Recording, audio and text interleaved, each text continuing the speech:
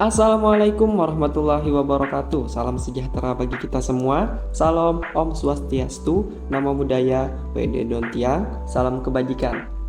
Selamat datang pada teman-teman yang telah berkunjung ke channel saya. Di sini saya Muhammad Irsad. Saya akan mengerjakan tugas ujian tengah semester Ilmu Komunikasi yang mana dosen pengampunya adalah Ibu Rizkiatul Hasanah Esos Emsos. Di sini saya diberikan tugas tentang membuat mind mapping ilmu komunikasi, yang mana mind mapping kali ini menjelaskan tentang ilmu komunikasi, yang mana pembahasannya ada tentang pengertian, ruang lingkup hakikat, urgensi dan relasi ilmu komunikasi dengan ilmu dakwah. Yang kedua ada proses komunikasi. Yang ketiga ada sejarah dan perkembangan komunikasi. Yang keempat ada prinsip komunikasi umum dan komunikasi Islami, dan ada model-model komunikasi. Yang keenam ada jenis, bidang, dan konteks komunikasi. Nah, itu yang akan menjadi pembahasan kita pada hari ini. Oke, langsung saja ke materi yang pertama, yaitu pengertian ilmu komunikasi. Nah, komunikasi merupakan kegiatan manusia untuk saling memahami atau mengerti suatu pesan antara komunikator dan komunikan. Biasanya diakhiri dengan suatu hasil yang disebut sebagai efek komunikasi. Komunikasi yang merupakan komunikasi sosial terkait dengan hubungan antar manusia di dalamnya. Di sana dipelajari pernyataan antar manusia yang bersifat umum dengan menggunakan lambang-lambang atau simbol yang memiliki arti. Esensinya adalah kesamaan makna atau pengertian di antara mereka yang berkomunikasi. Menurut Harold de Laswell, komunikasi harus memiliki kelengkapan dari unsur-unsur komunikasi sehingga menjadi efektif diterima. Unsur-unsur tersebut adalah komunikator, pesan, media, komunikan, dan efek. Yang pertama adalah komunikator. Perorangan atau lembaga yang memberikan atau menyampaikan pesan kepada audiens secara langsung maupun tidak langsung. Seorang komunikator dapat juga bertindak sebagai sumber informasi atau sumber pesan. Yang kedua adalah pesan, yaitu materi yang disampaikan merupakan objek dari informasi yang menjadi bahasan. Selanjutnya ada media, merupakan sarana penghubung atau penyampai dan penerima pesan yang digunakan oleh komunikator maupun komunikan dalam menyampaikan pesannya. Selanjutnya ada komunikan, yaitu perorangan maupun lembaga yang menerima isi pesan informasi dari pihak komunikator. Selanjutnya ada efek, yaitu hasil yang dapat dilihat sebagai pengaruh diterima atau ditolaknya suatu isi pesan. Selanjutnya, pendapat dari Wilbur Schramm menyatakan bahwa komunikasi adalah suatu perwujudan persamaan makna antara komunikator dan komunikan. Komunikasi tidak hanya tukar pendapat, tetapi mencakup lebih luas. Artinya, suatu proses penyampaian pesan di mana seseorang atau lembaga tersebut berusaha mengubah pendapat atau perilaku si penerima pesan atau penerima informasi. Selanjutnya adalah ruang lingkup ilmu komunikasi.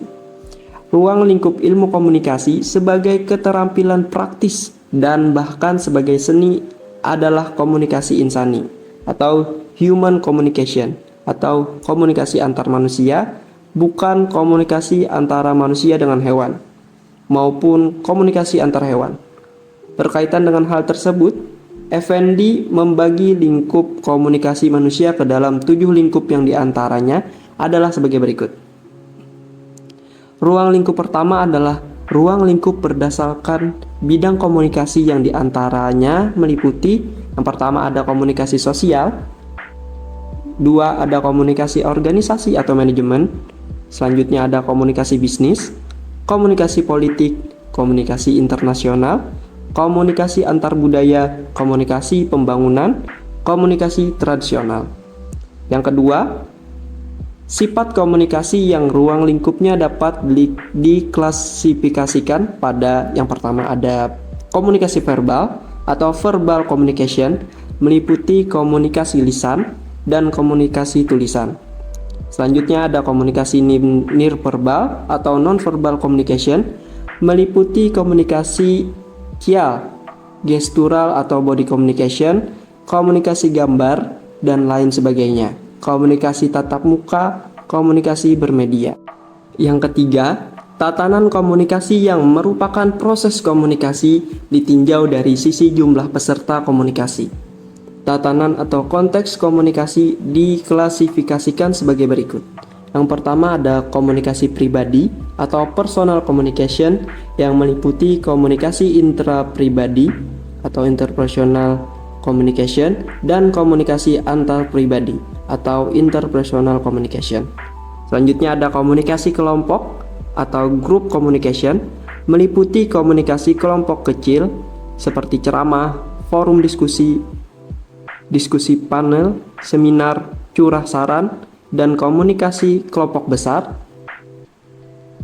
Selanjutnya ada komunikasi massa meliputi komunikasi media cetak seperti surat kabar dan majalah dan komunikasi media seperti radio, televisi, film, dan lain sebagainya.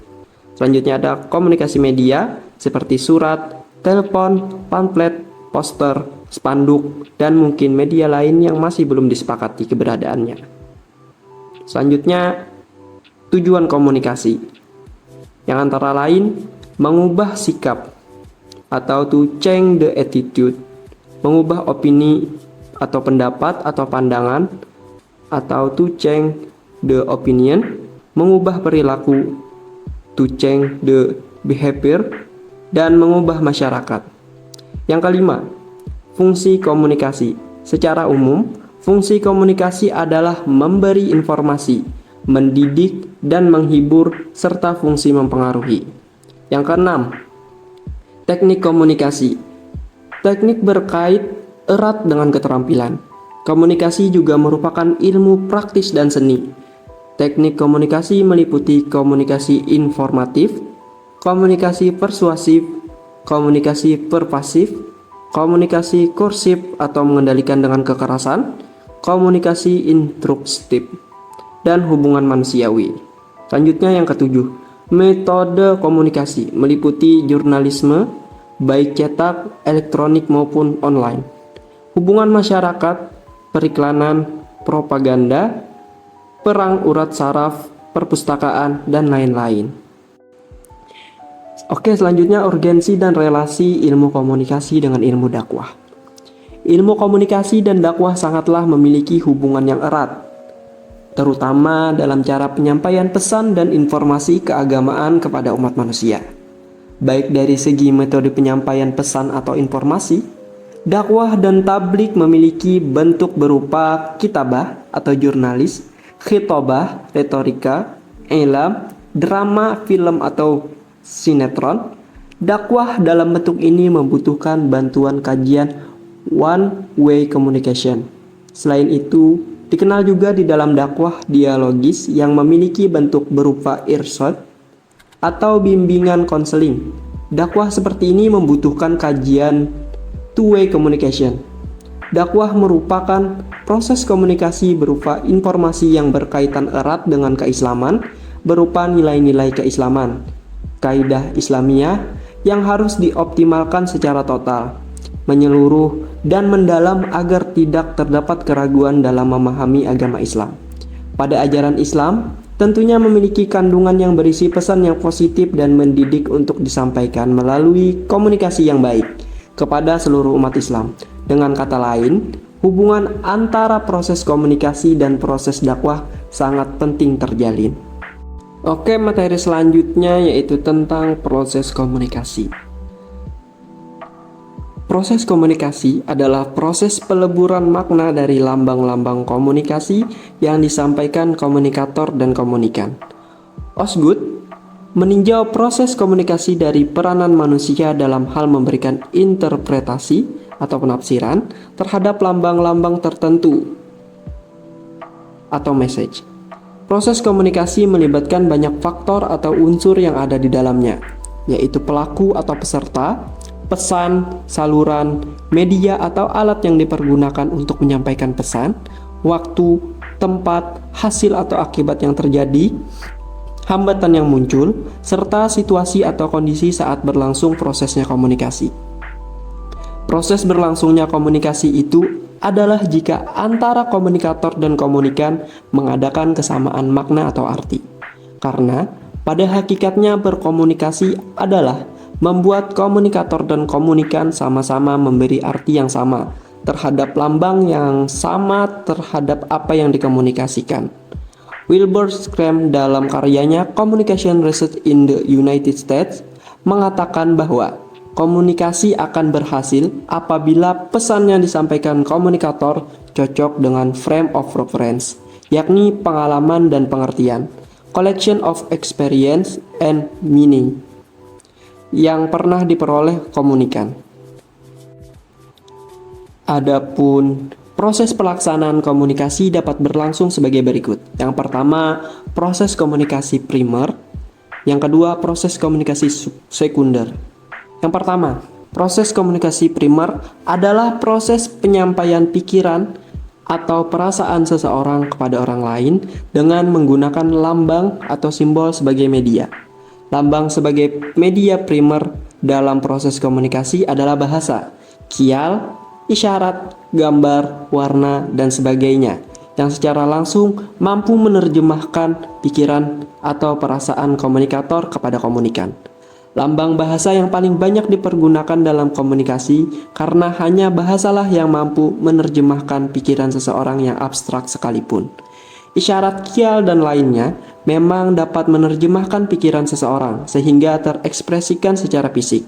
Namun, melambaikan tangan, memainkan jari jemari, atau mengedipkan mata hanya dapat mengomunikasikan hal-hal tertentu saja sesuai dengan orang yang mempunyai kesamaan makna. Yang kedua adalah proses komunikasi sekunder. Proses komunikasi sekunder adalah proses penyampaian pesan seseorang kepada orang lain dengan menggunakan alat atau sarana sebagai media kedua, pasca penggunaan lambang sebagai media pertama. Seorang komunikator menggunakan media kedua dalam melakukan komunikasinya karena komunikan sebagai sasarannya berada di tempat yang relatif jauh atau berjumlah banyak.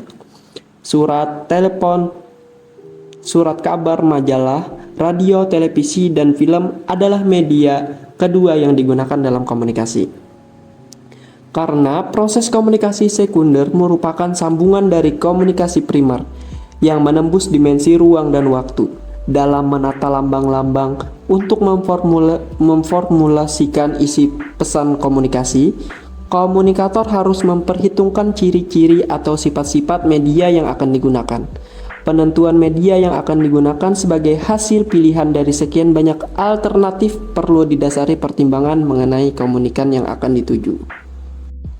Selanjutnya ada tingkat proses komunikasi. Menurut Dennis McQuail, secara umum, kegiatan atau proses komunikasi dalam masyarakat dapat berlangsung dalam 6 tingkatan atau angkatan. Yang pertama, komunikasi intrapribadi atau interpersonal communication, yaitu proses komunikasi yang terjadi dalam diri seseorang berupa proses pengolahan informasi melalui panca indera dan sistem saraf. Misalnya, berpikir, merenung, mengingat sesuatu, menulis surat, dan menggambar. Setiap manusia pada dasarnya akan selalu terlibat dalam kegiatan komunikasi intrapribadi selama proses kehidupannya.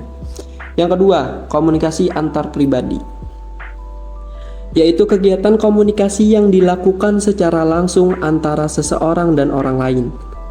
Misalnya, percakapan tatap muka antara dua orang, surat menyurat pribadi, percakapan melalui telepon. Corak komunikasinya juga lebih bersifat pribadi. Dalam arti pesan dan informasi yang disampaikan hanya ditujukan untuk kepentingan pribadi para perilaku komunikasi yang terlibat. Dalam komunikasi antar pribadi, jumlah pelaku yang terlibat biasanya lebih dari 2 orang selama pesan atau informasi yang disampaikan bersifat pribadi. Selanjutnya yang ketiga ada komunikasi dalam kelompok, yaitu kegiatan komunikasi yang berlangsung di antara anggota suatu kelompok. Pada tingkatan ini, setiap individu yang terlibat berkomunikasi sesuai dengan peran dan kedudukannya dalam kelompok. Pesan atau informasi yang dikomunikasikan juga menyangkut kepentingan seluruh anggota kelompok, bukan bersifat pribadi. Selanjutnya ada komunikasi antar kelompok atau asosiasi, yaitu kegiatan komunikasi yang berlangsung antara suatu kelompok dan kelompok lainnya, atau antara suatu asosiasi dan asosiasi lainnya. Jumlah pelaku yang terlibat dalam komunikasi jenis ini hanya 2 orang atau beberapa orang. Akan tetapi, masing-masing membawakan peran dan kedudukannya sebagai wakil kelompok atau asosiasinya masing-masing.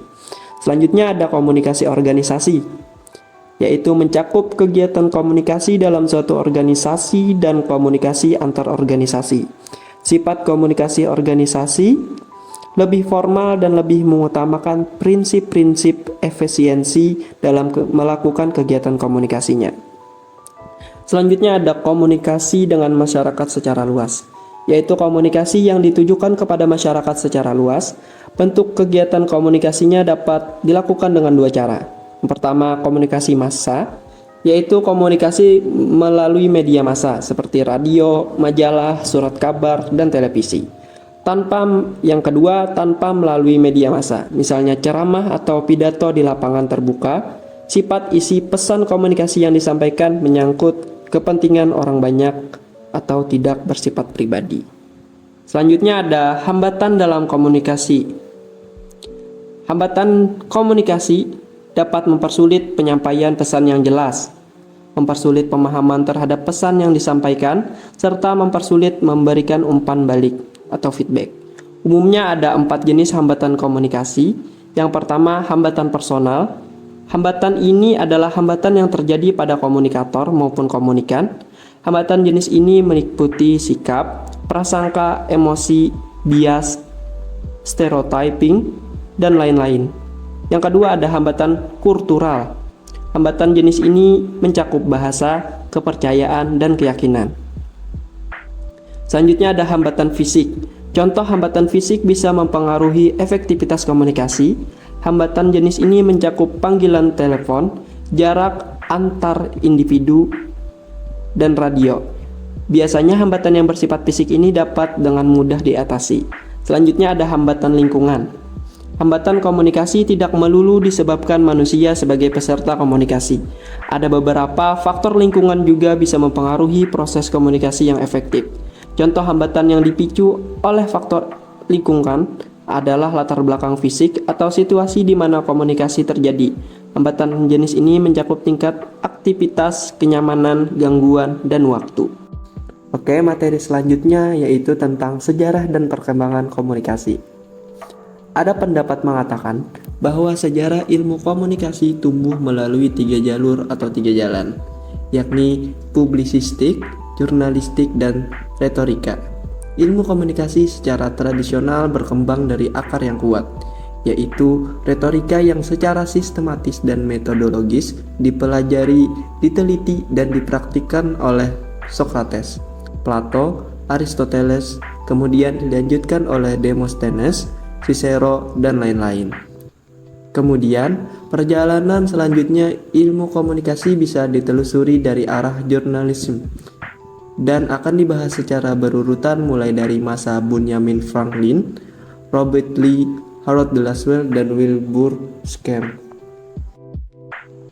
Yang pertama, pada masa Benjamin Franklin, jurnalisme dianggap sebagai seni antara tahun 1700 sampai 1870. Selanjutnya pada masa Robert Lee, jurnalisme sebagai ilmu sosial antara tahun 1870 sampai 1930. Selanjutnya pada masa Harold de Lasalle, jurnalisme menjadi komunikasi massa antara tahun 1930 sampai 1950. Selanjutnya pada masa Wilbur Schramm, komunikasi massa menjadi ilmu komunikasi antara tahun 1950 sampai sekarang. Adapun perkembangan ilmu komunikasi dibagi dalam 4 periode. Yang pertama, periode tradisi retorika yang dimulai sejak zaman Yunani kuno. Selanjutnya ada periode pertumbuhan ilmu komunikasi, yaitu antara tahun 1900 sampai Perang Dunia Kedua. Selanjutnya periode konsolidasi, yaitu setelah Perang Dunia Kedua sampai tahun 1960-an. Selanjutnya ada periode teknologi komunikasi yang dimulai dari tahun 1960-an sampai sekarang. Oke, materi selanjutnya yaitu tentang prinsip komunikasi umum maupun komunikasi Islami. Prinsip komunikasi umum, Deddy Mulyana mengungkapkan ada 12 prinsip sebagai berikut. Yang pertama, komunikasi adalah simbolik. Yang kedua, setiap perilaku manusia mempunyai potensi komunikasi. Prinsip yang ketiga yaitu komunikasi punya dimensi isi dan hubungan dimensi isi atau makna. Yang keempat, komunikasi berlangsung dalam berbagai tingkat kesengajaan. Yang kelima, komunikasi terjadi dalam konteks ruang dan waktu. Yang keenam, melibatkan prediksi peserta komunikasi. Yang ketujuh, komunikasi bersifat sistemik. Yang kedelapan, pengaruh latar belakang sosial budaya terhadap efektivitas komunikasi. Yang kesembilan, komunikasi bersifat non-sekuensial. Yang kesepuluh, komunikasi bersifat sinambung, dinamis, dan transaksional. Yang kesebelas, komunikasi bersifat irreversible. Yang kedua belas, komunikasi bukan panacea untuk menyelesaikan berbagai masalah. Adapun prinsip-prinsip dasar komunikasi Islami diantara lain, yang pertama prinsip ikhlas, yang kedua prinsip kejujuran, yang ketiga prinsip privasi, yang keempat prinsip selektivitas dan validitas, yang kelima prinsip pahala dan dosa, yang keenam prinsip pengawasan, yang ketujuh prinsip saling mempengaruhi. Pengertian ini menunjukkan bahwa komunikasi Islami adalah cara berkomunikasi yang bersifat Islami atau tidak bertentangan dengan ajaran Islam. Boleh dikatakan, komunikasi Islami adalah implementasi atau cara melaksanakan komunikasi Islam. Jalaluddin Rahmat menyimpulkan 6 prinsip komunikasi yang didapat dari Al-Quran, yaitu yang pertama qaulan sadidan, yang kedua qaulan balighan, yang ketiga qaulan masyuran, yang keempat qaulan layyinan, yang kelima qaulan kariman, yang keenam qaulan ma'rufan. Oke, materi yang selanjutnya yaitu tentang model-model komunikasi. Model komunikasi. Model komunikasi adalah gambaran yang sederhana dari proses komunikasi yang memperlihatkan kaitan antara satu komponen komunikasi dengan komponen lainnya. Werner J. Seperin dan James White Tarkat Jr. mengatakan model membantu merumuskan teori dan menyarankan hubungan.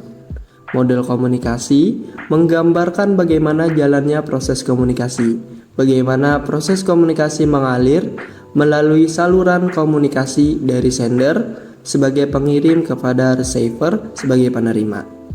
Nah, adapun beberapa model komunikasi yang terkenal, diantaranya model SR, model Aristoteles, model Laswell, dan model Scrum. Di sini saya akan menjelaskan tentang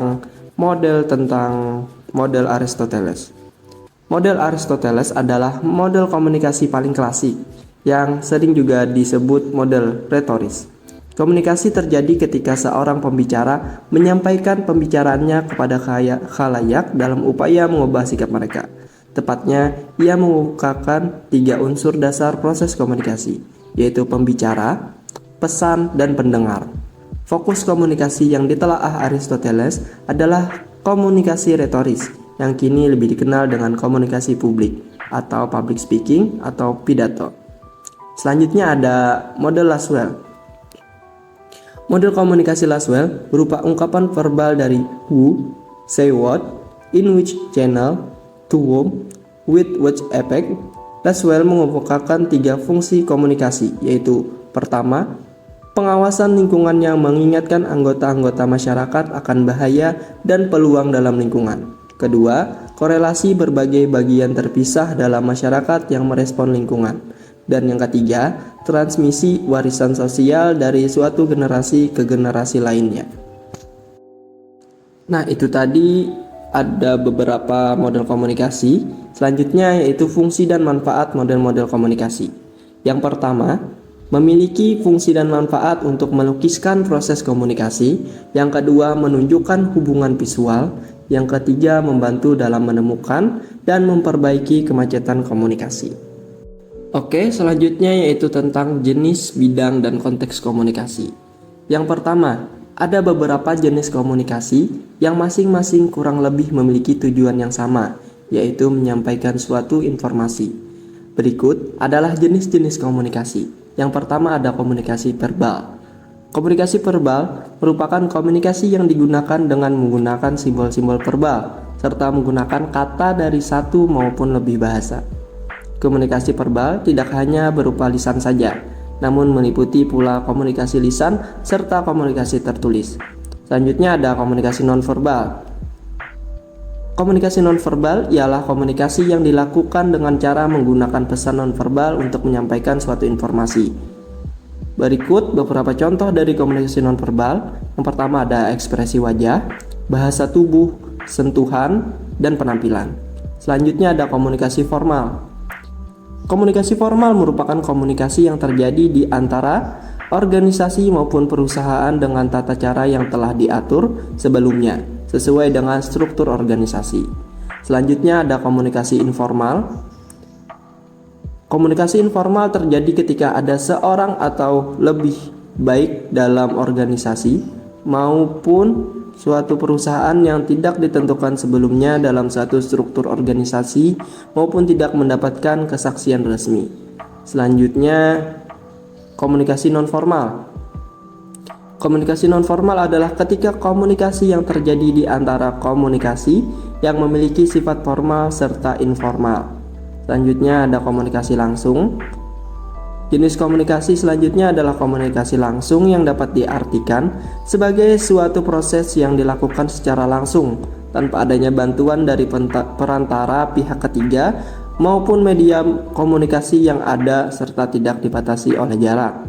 Selanjutnya ada komunikasi tidak langsung.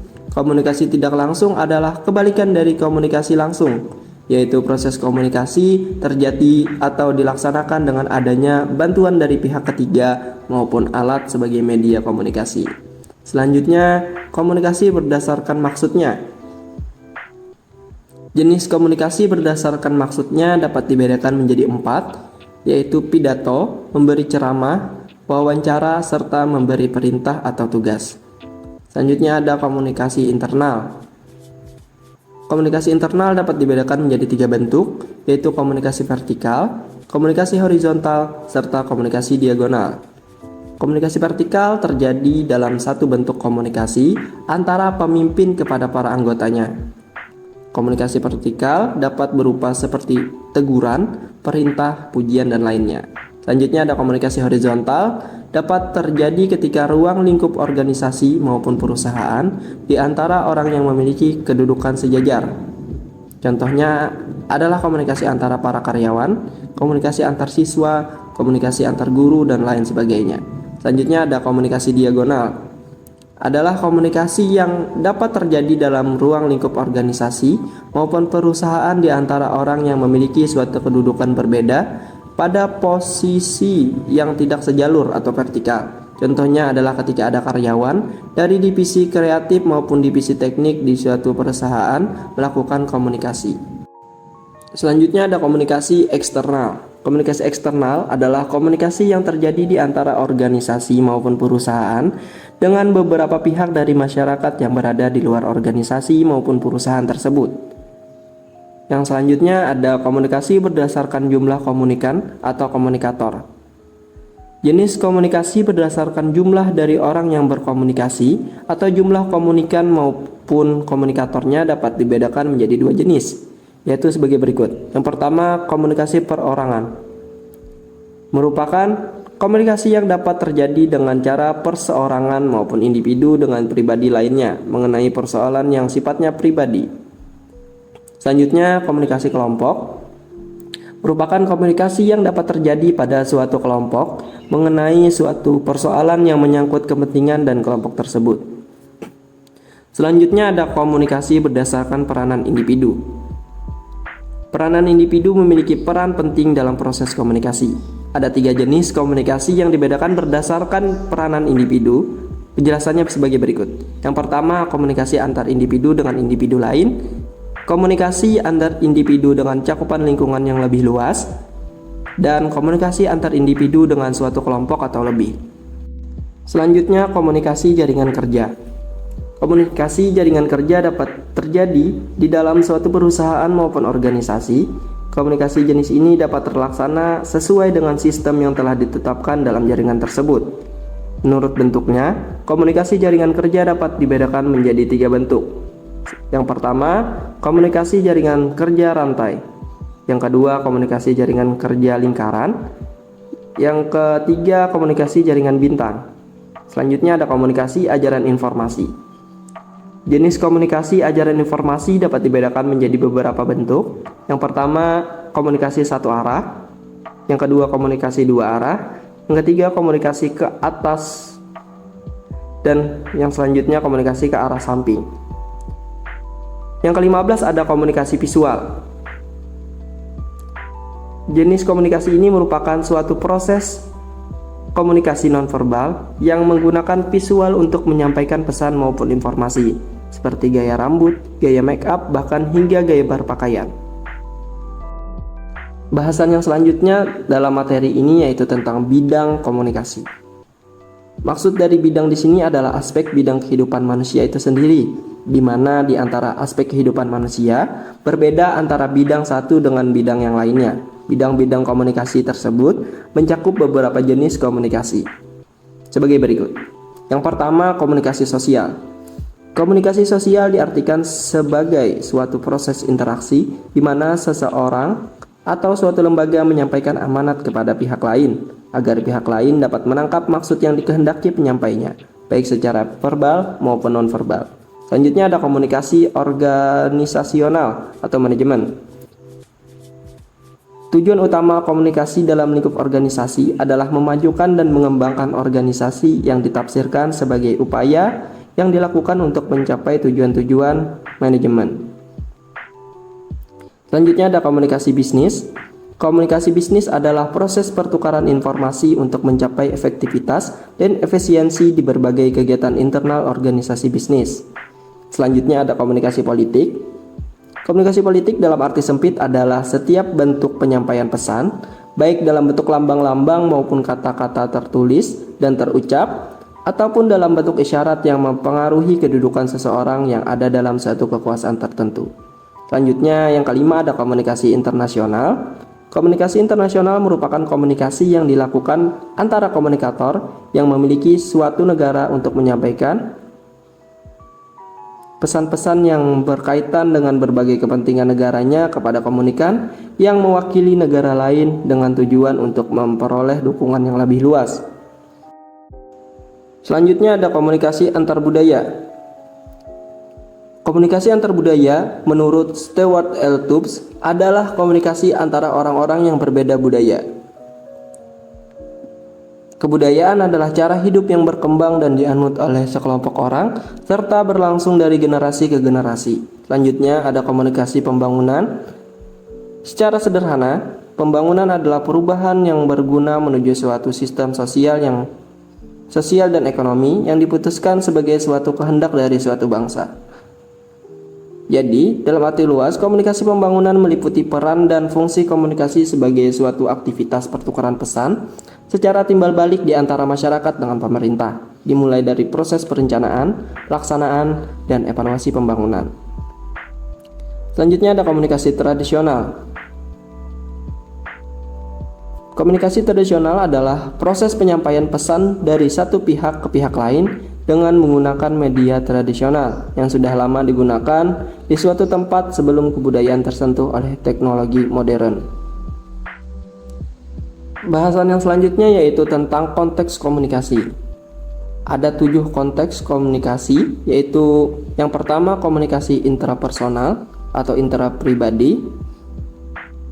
Yang kedua ada komunikasi interpersonal atau antar pribadi. Yang ketiga ada komunikasi kelompok kecil. Yang keempat komunikasi organisasi. Yang kelima komunikasi publik. Yang keenam komunikasi massa. Yang ketujuh komunikasi lintas budaya. Nah, mungkin itu saja yang dapat saya sampaikan dari beberapa materi yang telah kita pelajari. Mudah-mudahan apa yang kita pelajari dan apa yang kita dengar bisa membuat kita menjadi pribadi yang lebih baik dan dapat mengamalkan ilmu komunikasi dalam kehidupan nyata. Saya akhiri, wassalamualaikum warahmatullahi wabarakatuh.